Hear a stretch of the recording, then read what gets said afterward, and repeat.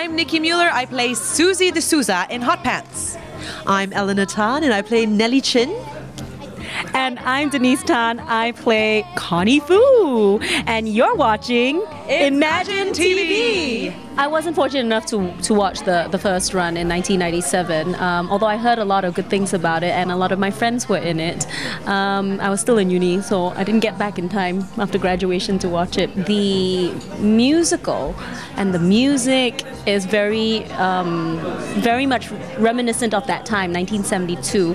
And it sounds kind of bubblegummy and poppy and fun. But I think that the musical actually is a little bit more nuanced and complex than it is. And I think from my own personal exploration so far of Connie's character, she seems like very like, I'm a tai-tai, you know, everything is really like cool and everything's great and above board. But yeah, there are things simmering under the surface. And I think that's what's kind of interesting.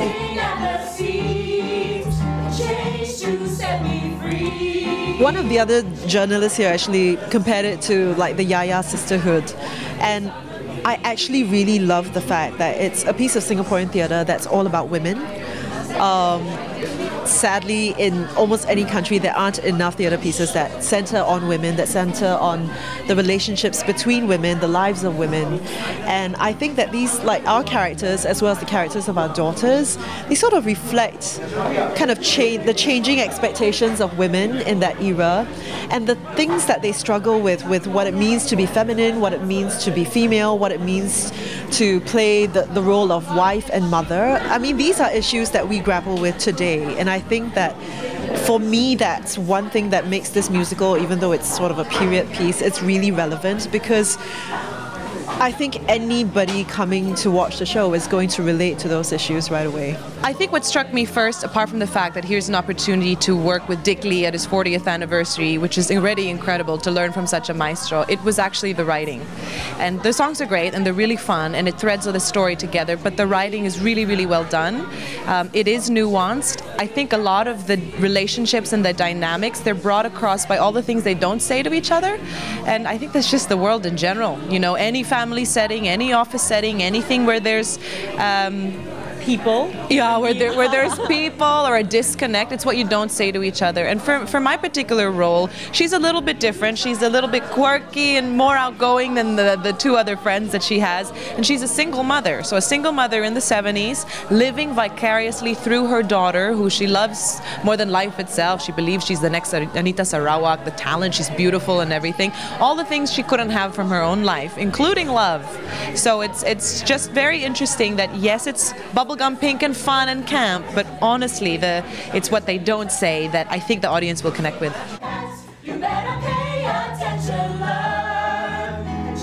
How did you prepare for the role? Yeah, I know. It's all about the glasses. You put it like, you know, everything. I feel like I feel like myself until I put on the glasses, and then suddenly I walk differently.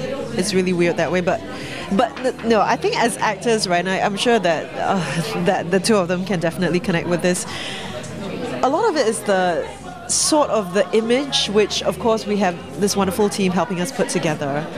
And something sort of happens when you look in the mirror and it's not yourself looking back. And then that's when mentally and emotionally you start to construct who this person is, like underneath like the physical image that we're presenting. So I think that being able to sort of like slip into the skin of our characters even before our rehearsals have started, I think that's already sort of laying a really good foundation for where we are. And yeah, thank you. Yes, I thank you for letting me know that this works. So I'll keep on working on improving this image. I was born in the 70s, so I remember what it was like. So I have some recollections. And one thing that I realized today as well is that my parents are the age I am in this musical when they were back then in 1972, if that makes sense. So I think that my parents are a great way of tapping into a ready resource library. That's going to help me, I think, a lot in my own preparations. And also my mom was a housewife back in 1972, and she did have, you know, this beautiful house to keep, and she's very good at cooking and all of that. So all of that, but at the same time, Mom, what was going on inside? You were keeping up the, you know, the whole appearance of, you know, everything's good, but was anything going on the inside? What were your emotions? You know, times were changing. Did you ever feel like, why did I give up my job? Why did I become a housewife? Was there more to life than this? Because I think those are the issues that Connie's kind of dealing with. She's really kind of stuck in the middle.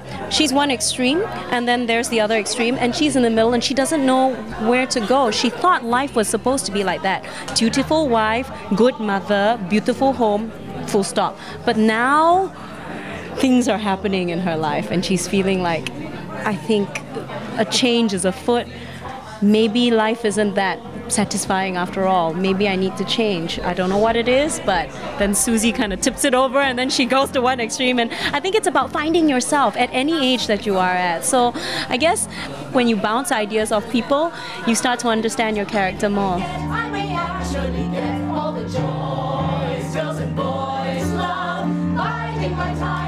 For my character, the way I've prepared is a few things. One is definitely, yes, tapping into my parents who were, you know, well, my father was really, really fun in the 70s. He loved going out, the music and all that. I've recently gotten an what do you call that, an LP player, so I'm playing all those kinds, you know, all those tracks, the Donna Summer, though this is of course before funk and all that, but that's how one way.